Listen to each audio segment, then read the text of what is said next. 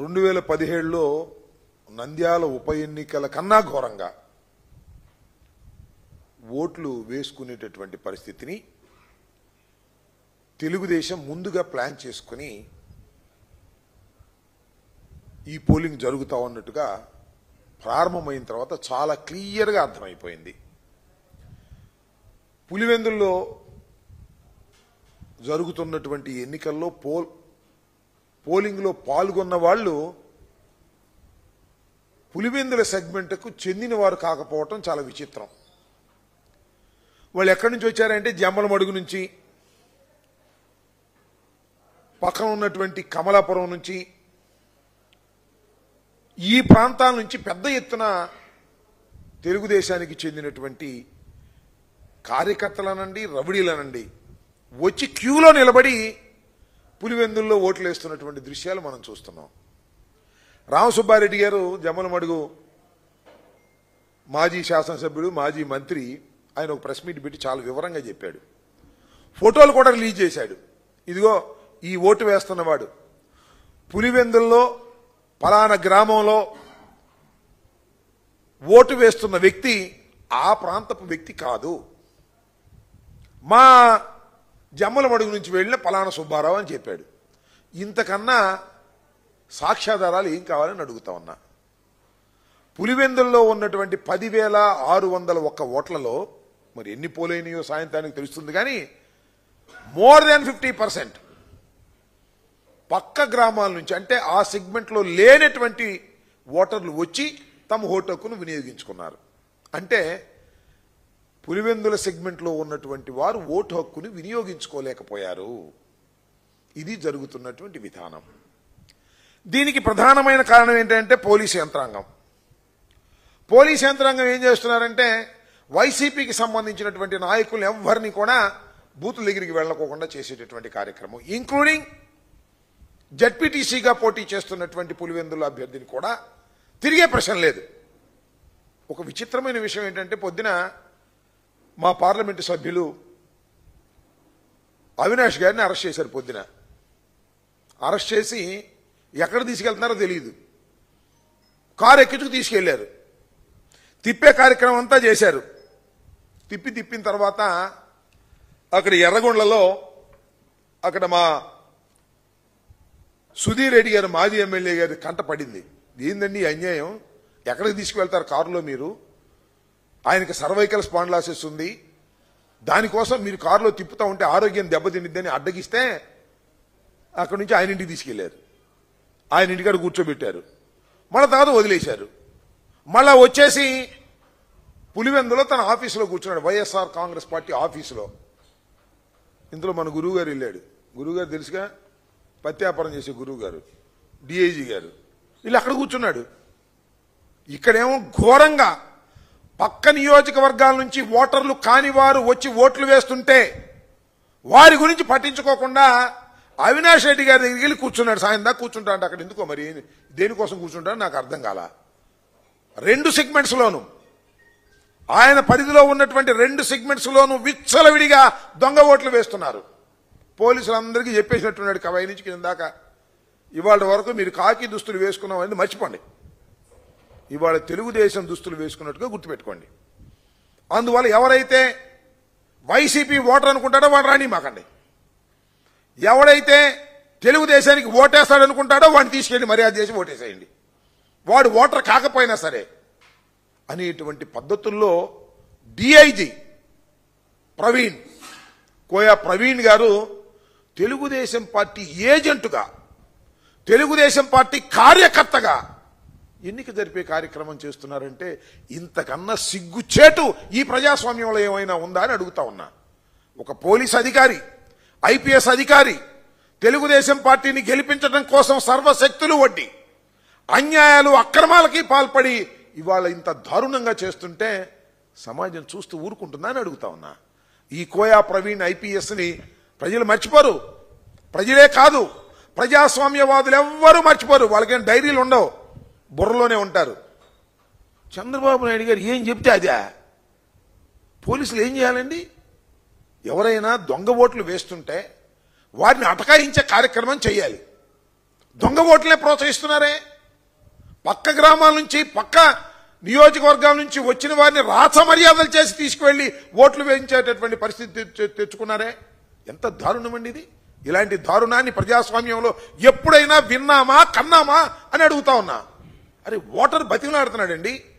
అయ్యా నా ఓటు హక్కును వినియోగించుకోవాలి అని పోలీసులు కాళ్లు పట్టుకుని బతిమలాడుతున్నా. కుదరదు, మా వాళ్ళు వేరే వచ్చారు, పక్క గ్రామాల నుంచి పక్క ఊళ్ళ నుంచి వచ్చారు, వాళ్లే ఓట్లేస్తారు, వాళ్లే గెలిపిస్తారు అనేటువంటి పద్ధతుల్లో ఇవాళ ఎన్నిక జరుగుతూ ఉంది. ఇవాళ ఏంటండి, కాంగ్రెస్ వైఎస్ఆర్సీపీ కాంగ్రెస్ ఆఫీసులో పులివెందుల్లో అవినాష్ రెడ్డి గారు పార్లమెంటు సభ్యుడు కూర్చుంటే అన్ని తిప్పిన తర్వాత మీరు వదిలేసిన తర్వాత వచ్చి ఆఫీసులో కూర్చుంటే కోయ ప్రవీణ్ గారు వెళ్ళిపోతాడండి. పెద్ద బందోబస్తు తీసుకు వెళ్ళిపోతాడు, ఒక మిలిటరీ బందోబస్తు తీసుకెళ్ళినట్టుగా వెళ్ళిపోయి నేను నీ దగ్గరే కూర్చుంటానంటాడు. అక్కడ ఉన్నటువంటి వారిని చెదరగొట్టే కార్యక్రమం. ఒక డిఎస్పీ అంటున్నాడు, నా కొడక కాల్చి పారేస్తా, ఇక్కడ ఉంది కాకి దుస్తులు. కాల్చి పారేయడానికి కాకి దుస్తులు ఇచ్చారా నీకు? ఎవరి డిఎస్పీ గారు, ఆయన పేరేదో గుర్తులేదు, నేను చూసేప్పుడే వీడియోలో. కాల్చి పారేస్తా నా కొడకల్లారా. తిరిగి వాడంటే నీకేంటి అహంకారం? దుస్తులుందని అహంకారమా? లేదా చంద్రబాబు నాయుడు గారు నీకు చెప్పాడని అహంకారమా? లేకపోతే నీ డిఐజీ ప్రవీణ్ గారు చెప్పారని అహంకారమా? కాల్చి పారేస్తానంటాడు. ఏంటి నాకు అర్థం కాలేదు.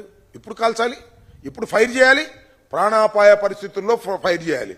అరే ఆల్ ఆఫీస్ దగ్గరికి వెళ్ళి అవినాష్ రెడ్డిని లోపల కూర్చోబెట్టి అక్కడ కూర్చుని బయట ఉన్నటువంటి జనాన్ని కాల్చి పారేస్తా అనేటువంటి బెదిరింపులు బెదిరించి ఏదో ఒక విధంగా ఈ చిన్న ఎన్నికలో 10,601 ఓట్లు కలిగినటువంటి ఎన్నికల్లో వైఎస్ఆర్ కాంగ్రెస్ పార్టీని ఓడించి తెలుగుదేశం పార్టీని గెలిపించి మీ కాకి దుస్తులకు న్యాయం చేయాలని మీరు అనుకుంటున్నారా? ఎందుకే కాకి దుస్తు వదిలేనే బాబు, పచ్చ చొక్కాలు ఎదురు తిరగండి. ఆ ప్రవీణ్ బ్యాచ్ అంతా కూడా పచ్చ చొక్కాలు వేసుకుని అప్పుడు తిరిగితే బెటర్గా ఉంటుంది. ఇంత దుర్మార్గమైనటువంటి రాజకీయాలు నేను చెప్తున్నా, ఇంతవరకు నేను ఎప్పుడు చూడలా. నాకు 68 సంవత్సరాలు, 1989లో రాజకీయాల్లోకి వచ్చా, అనేక మంది పోలీస్ ఆఫీసర్లను చూశా. ఎక్కడ కూడా ఇంత దారుణమైనటువంటి ఎన్నిక నేను ఇప్పుడు చూడలేదని మనవి చేస్తున్నా. నారా చంద్రబాబు నాయుడు గారు కూడా చెబుతున్నా, నీ దుంపదేగా 2 జడ్పీటీసీల కోసం ఎందుకై ఇంత కక్కుర్తి పడ్డావు? మొత్తం చరిత్ర అంతా నాశనం చేశావే. ఒక 100 సంవత్సరాలు వెనక్కి ప్రజాస్వామ్యాన్ని తీసుకువెళ్ళిపోయావే. నువ్వు సృష్టించినటువంటి ఈ సాంప్రదాయం చంద్రబాబు గారు నిన్ను వెంటాడదా? లేకపోతే మీ అబ్బాయిని వెంటాడదా? పోలీసుని ఈ రకంగా ఉపయోగించి బెదిరించి దొంగ ఓట్లు స్పష్టంగా వేసుకొని ఒక 10,601 ఓట్లు ఉన్నటువంటి పులివెందుల్లోనో లేకపోతే ఒంటిమిట్టలోనో గెలవాలనే నీ ప్రయత్నం ఏం ఉపయోగపడుతుంది చరిత్రలోనే అడుగుతా ఉన్నా. ఒకటైతే ఉపయోగపడుతుంది, రాష్ట్ర వ్యాపితంగా చూస్తున్నటువంటి వైఎస్ఆర్ కాంగ్రెస్ పార్టీ నాయకులు కానీ, వైఎస్ఆర్ కాంగ్రెస్ పార్టీ క్యాడర్ కానీ, వైఎస్ఆర్ కాంగ్రెస్ పార్టీ కార్యకర్తలు కానీ గుండెలు రగులుతా ఉన్నాయని మనవి చేస్తున్నా. ఇంత దుర్మార్గమైనటువంటి ఎన్నిక చేసి ఏమి సాధిస్తావని మనవి చేస్తున్నా. ఈ 2 గెలవకపోతే నీ ప్రభుత్వం పడిపోద్దా? పులివెందులు ఎప్పుడన్నా గెలిచావా? గెలవలా. అయితే ఏంటి, ఇవాళ గెలవాలి. పోలీసుల చేత ఓట్లేంచు గెలవాలి. పక్క గ్రామాల నుంచి తీసుకొచ్చిన వాళ్ళ చేత ఓట్లేంచు గెలవాలి. గెలిచేం పక్కలు తీస్తావా అని అడుగుతా ఉన్నా నేను. నువ్వు ఒక చరిత్రహీనుడిగా మిగిలిపోతావు. మా హృదయాలలో వైఎస్ఆర్ కాంగ్రెస్ పార్టీ కార్యకర్తల్లో, వైఎస్ఆర్ కాంగ్రెస్ పార్టీ నాయకుల్లో మంట పెట్టావు, రగులుతా ఉంది మా హృదయాలని మనవి చేస్తున్నా. అంతేకాదు సామాన్యుల్లో కూడా, నీకు ఓటేసిన వాళ్ళకు కూడా, న్యాయంగా ధర్మంగా ఆలోచించే వాళ్ళకు కూడా ఎందుకు ఇంత కక్కుర్తి పడ్డాడు చంద్రబాబు నాయుడు, ఇంత దుర్మార్గానికి ఎందుకు పాల్పడుతున్నాడు, ఈ చిన్న విషయానికి ఇంత దారుణంగా పోలీసు యంత్రాంగాన్ని, ఎన్నికల కమిషన్ని భ్రష్టు పట్టించే విధంగా ఎందుకు చేస్తున్నాడు అనేటువంటి భావన కలగదా? వారు అరేరా అన్నారా? గెలిచి ఏం పగలు తీస్తావు? ఒకవేళ గెలిస్తే ఇంత దారుణమైనటువంటి వ్యవహారానికి ఇవాళ చంద్రబాబు నాయుడు గారు దిగజారిపోవటం, దానికి తగ్గట్టుగా కోయ ప్రవీణ్ గారిని బహుశా అందుకే వేసినట్టున్నాడు. అక్కడ రాయలసీమ డిఐజీగా ఆయన పెట్టిందే అందుకు.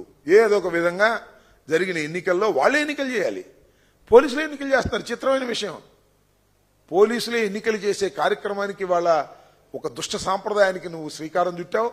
దీనికి బాధ్యత వహించవలసింది నారా చంద్రబాబు నాయుడు గారు, మూల్యం చెల్లించవలసింది కూడా మీరు, మీ అబ్బాయి అనే విషయాన్ని దయచేసి మర్చిపోవద్దని ఇవాళ కోయా ప్రవీణ్ ఎందుకు వెళ్తున్నాడో నాకు అర్థం కాల. చంద్రబాబు మన అవినాష్ గారి ఇంటికి ఒకసారి పంపించారు, అవినాష్ గారిని వెంటబడతా ఉన్నారు, నాకు అర్థం కాల. అంటే దాని ఉద్దేశం ఏంటి? సాయంత్రం 5 గంటల దాకా వాళ్ళు విచ్చలవిడిగా వాళ్ళు ఇష్టం వచ్చినట్టుగా ఓట్లు వేసుకోవడానికి అవినాష్ గారు ఇంటికాడుండి అడ్డం పడతాడేమోననేటువంటి ఉద్దేశమా, లేక ఇంటికాడుండి మీడియాతో మాట్లాడతాడని ఉద్దేశమా? ఎందుకోసం మీరు 5 గంటల దాకా ఆయన నిర్బంధించేటటువంటి కార్యక్రమం చేస్తున్నారు? 2 సార్లు వదిలేసిన తర్వాత అని ఈ సందర్భంగా నేను మనవి చేస్తున్నా. అంతేకాదు, అరే ఎంతమంది అండి 20 కార్లు 30 కార్లు పెట్టుకుని జమ్మలమడుగు ఎమ్మెల్యే గారు తిరుగుతూ ఉంటే దాన్ని పట్టించుకోరు. అక్కడేమో రాంప్రసాద్ రెడ్డి అక్కడికి వచ్చి ఆ బూతులో దూరతంటే దాన్ని పట్టించుకోరు. అవినాష్ రెడ్డి మాత్రం వెళ్ళకూడదు, వాళ్ళు మాత్రం ఇష్టంగా తిరగాలి. ఇది పోలీస్ ప్లాన్. పోలీస్ ప్లాన్ అనడం కంటే కోయా ప్రవీణ్ గారి ప్లాన్ ఇది. ఈ ప్రకారంగా చేసి సక్సెస్ఫుల్ గా చంద్రబాబు నాయుడు గారి దగ్గర శభాష్ అనిపించుకోవాలనేటువంటి ప్రయత్నం చేస్తున్నాడు తప్ప ఒక ఐపీఎస్ ఆఫీసర్గా, ఒక కాకి దుస్తులు ధరించినటువంటి వ్యక్తిగా ఉద్యోగ ధర్మాన్ని నిర్వర్తించడంలో పూర్తిగా విఫలమై తెలుగుదేశం జెండాని మోస్తున్నటువంటి ఈ పోలీస్ ఆఫీసర్ను చూస్తుంటే నిజంగా సిగ్గేస్తుంది. నిజంగా సిన్సియర్గా ఉండేటటువంటి ఐపీఎస్ ఆఫీసర్లకి సిగ్గు కూడా వేస్తుందని ఈ సందర్భంగా చెప్పదలుచుకున్నాను. ఇది చాలా దారుణమైన, అన్యాయమైన, చరిత్రలో ఎప్పుడు కని విని ఎరుగునటువంటి ఒక దారుణమైనటువంటి ఎన్నికకు ఇవాళ నారా చంద్రబాబు నాయుడు గారు, లోకేష్ గారు పులివెందుల్లోనూ ఒంటిమెట్టలోనూ ఈ నిర్ణయం తీసుకోవడం చాలా దురదృష్టకరం. నిజం చెప్పాలంటే అసలు ఈ 2 ప్రకటించినప్పుడు వీళ్ళు ఈ కుట్రలో భాగంగా ప్రకటించారనేది చాలా స్పష్టంగా అర్థమవుతుంది. దీనికి మాత్రం తప్పనిసరిగా తెలుగుదేశం ప్రభుత్వం, చంద్రబాబు నాయుడు గారు తప్పనిసరిగా దీనికి రాబోయే కాలంలో మూల్యం చెల్లించక తప్పదు అని ఈ సందర్భంగా చెప్పదలుచుకున్నాను.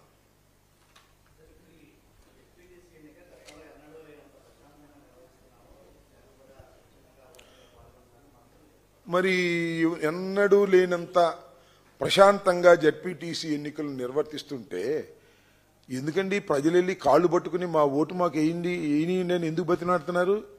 అవి ఏమన్నా సృష్టించినాయా? ఏమన్నా ఆర్టిఫిషియల్ ఇంటెలిజెన్సీలో సృష్టించినాయా? లేకపోతే ఇందాక రామసుబ్బారెడ్డి గారు చెప్పాడు, ఫోటోలు కూడా రిలీజ్ చేశాడు, జమ్మల మలుగోడు లైన్లో నుంచున్నాడండి పులివెందుల్లో అని. అదేమన్నా ఆర్టిఫిషియల్ ఇంటెలిజెన్స్ అయినా చెప్పని అడుగుతా ఉన్నా. ఏ కోయా ప్రసాద్ గారు, ఆయన ఎవరండి? కోయా ప్రవీణ్ అంటే ఎవరైనా? డిఐజీ వెళ్ళి వాళ్ళ ఇంటికాడ కాపలా కాస్తాడా? అవినాష్ రెడ్డి ఇంటికాడ పొద్దున ఎందుకు కాపలా కాయలే, ఇప్పుడు ఎందుకు కాపలా కాస్తున్నా అంటే అవినాష్ రెడ్డి బయటికి వెళ్తాడేమో, అవినాష్ రెడ్డి ఏమన్నా వాళ్ళ తప్పులు పట్టుకుంటాడు అనే ఉద్దేశంతో కదా ఇంత ప్రశాంతంగా జరుగుతున్నాయా?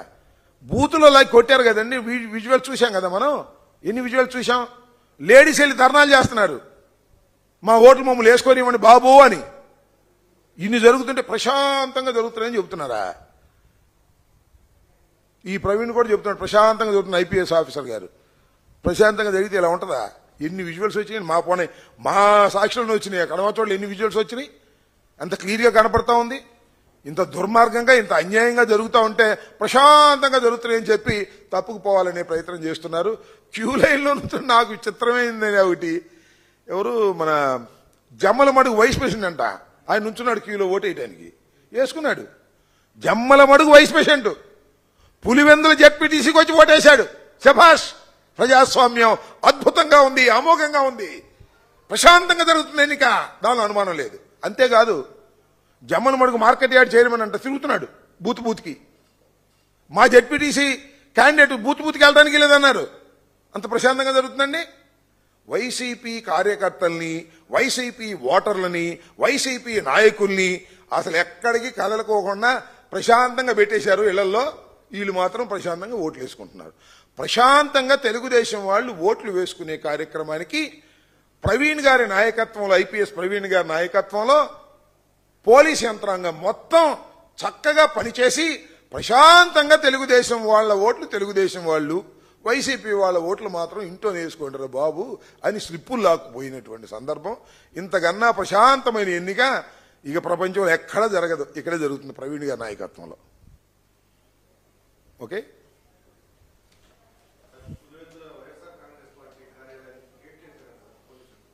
వైఎస్ఆర్ కాంగ్రెస్ పార్టీ కార్యాలయానికి అవును, అక్కడ కాపలా ప్రవీణ్ గారు అనే IPS officer DIG Rayalaseema YCP Pulivendula కార్యాలయంలోకి వెళ్లి అవినాష్ గారు పక్కన కూర్చున్నాడు. అవినాష్ గారు ఎక్కడికి వెళ్ళడానికి వీల్లేదని అవినాష్ గారి కోసం వచ్చినటువంటి నాయకుల్ని అందరినీ తరిమి కొట్టారు. ఆ సందర్భంలో ఒక డిఎస్పీ గారు నా కొడక కాల్చి పారేస్తా పిచ్చి పిచ్చిగా మాట్లాడావంటే ఇక్కడ ఉంది కాకి డ్రెస్ అంటున్నాడు. కాకి డ్రెస్ వేసుకుని కాల్చి పారేయడానికా? ఏమైనా కాల్చి పారేయడానికి ఏమైనా సిగరెట్టా? కాల్చి పారేయడానికి ఇది చుట్టా? ప్రాణం సార్, డిఎస్పీ గారు ప్రాణం ఎట్ట కాలుస్తావా? నాకు అర్థం కాలేదు. నా కొడక కాల్చి పారేస్తావు అంటున్నావు నువ్వు. ఒక పౌరుణ్ణి పట్టుకొని నీ ఇష్టం వచ్చినట్టుగా మాట్లాడుతున్నావా? ఎప్పుడు కాల్చాలి? ఏ పరిస్థితుల్లో కాల్చాలి? ప్రాణాపాయ పరిస్థితుల్లో కాల్చాలి. కాల్చి పారేస్తాడంట. వైసీపీ ఆఫీస్ దగ్గరికి వెళ్ళి చెబుతున్నాడు. ప్రవీణ్ ఏమో లోపల కూర్చున్నాడు, బయట ఏమో గేట్లు తాళాలు వేశారు. ఇంతకన్నా దారుణం ఏం కావాలయ్యా నాయన? నాకు అర్థం కాలేదు. చాలా దుర్మార్గంగా చంద్రబాబు నాయుడు గారు ప్రవర్తిస్తున్నారు. మరోసారి చెబుతున్నా, ఈ దుర్మార్గానికి రా చంద్రబాబు నాయుడు గారు తప్పనిసరిగా మూల్యం చెల్లించక తప్పదు, ప్రతిఫలం కూడా అనుభవించక తప్పదు. ఇంక డిమాండ్ ఏముంది? గుర్తేసుకుంటున్నారుగా. చూద్దాం, సాయంత్రం మళ్ళా మా నాయకులు మాట్లాడతారు, అప్పుడు వివరంగా మాట్లాడతారు. ఇంకా పోలింగ్ ఉంది కదా, చూస్తున్నారు కదా. పోలీసు, ఎలక్షన్ కమిషను, తెలుగుదేశం రౌడీలు అందరూ ఏకమై ఎన్నిక చేసుకుంటున్నారు. వన్ సైడ్ ఎన్నికలా కనిపిస్తూ ఉంది. చూద్దాం సాయంత్రం. Will see later. ఈవినింగ్ 5 గంటలకు ఉంది కదా, 5 గంటలకు మళ్ళా బ్రీఫింగ్ ఉంటుంది, మరొకరు బ్రీఫ్ చేస్తారు. అప్పుడు మేము వివరంగా మా నిర్ణయాలన్నీ కూడా ప్రకటిస్తాం. ఏమేమి మాట్లాడుకున్నాం, ఏమేమి జరుగుతున్నాయి అన్నీ కూడా క్లమ్జీగా ఉంది. అన్నింటినీ పోగేసుకుంటున్నాం. పోగేసుకున్న తర్వాత మా నిర్ణయం ఏంటి అనేది, మా డిమాండ్ ఏంటి అనేది కూడా మేము చెప్తాం. ఇప్పుడు మాత్రం జరుగుతున్నది అప్రజాస్వామికమైనటువంటి ఎన్నిక. పోలీసు యంత్రాంగం ఈ ఎన్నిక నిర్వహిస్తూ ఉంది. తెలుగుదేశం తరఫున వాళ్లే ఓట్లు వేస్తున్నారు, వాళ్లే ఓట్లు వేపిస్తున్నారు. ఇదంతా చాలా ఘోరమైంది. ఇలాంటి ఘోరమైనటువంటి ఎన్నిక ఆంధ్రప్రదేశ్లోనే కాదు, దేశంలోనూ ఇప్పుడు జరగలేదనేది నా అభిప్రాయం.